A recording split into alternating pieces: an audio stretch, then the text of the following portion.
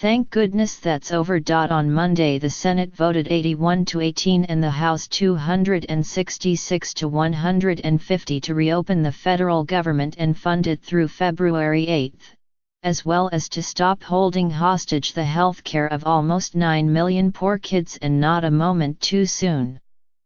Shutdowns may make good partisan theater, but they don't make any winners. Now perhaps Congress will finally get around to taking up a bill to protect the nearly 700,000 so-called dreamers, immigrants who were brought to this country illegally as children, legislation that almost 9 in 10 Americans support. That, at least, was the offer the Senate Majority Leader, Mitch McConnell, made in order to break the stalemate.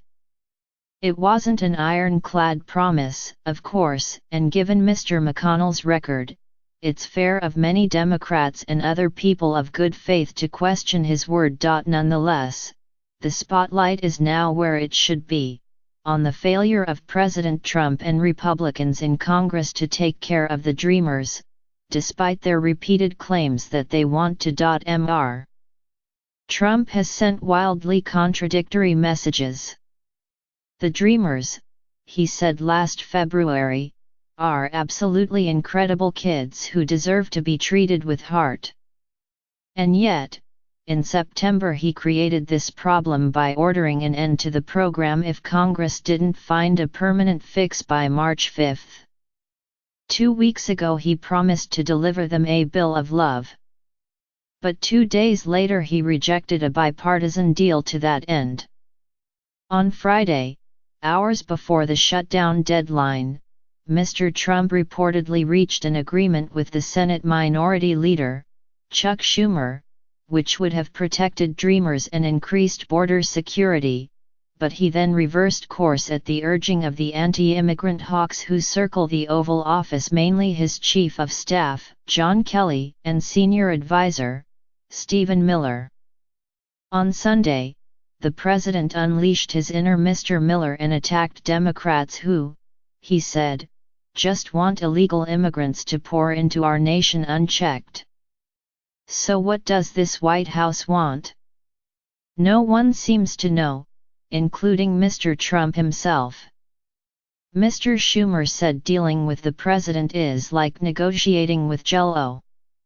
And that was a key factor precipitating the weekend's shutdown. One Republican strategist said Mr. Trump's lack of any clear convictions, combined with his ignorance of basic policy matters, emboldens all parties to take positions that they won't compromise. Contrast this with what happened in 2013, when Republican hardliners shut down the government after President Barack Obama refused to give in to their demand to defund the Affordable Care Act, his signature legislative achievement.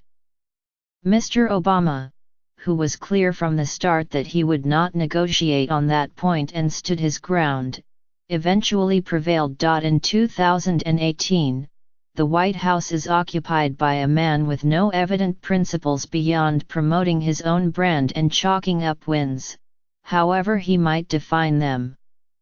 He's so uninterested in the particulars of governing that he recently told lawmakers that he would sign whatever immigration bill they sent him.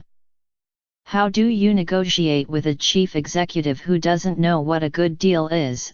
The other stumbling block is more familiar: an anti-immigrant faction of congressional Republicans that has scuttled immigration reform for nearly 2 decades, even as it falls further out of step with public sentiment. There's good reason to worry that this will be no different in 3 weeks. Whatever the Senate might agree on, the House Speaker, Paul Ryan, has not committed to bringing a bill to the floor. The nation is stuck with a party that controls the entire federal government, even though its agenda is deeply unpopular with the American people. Yet even that is an obstacle that could be overcome if the president had any aptitude for leadership.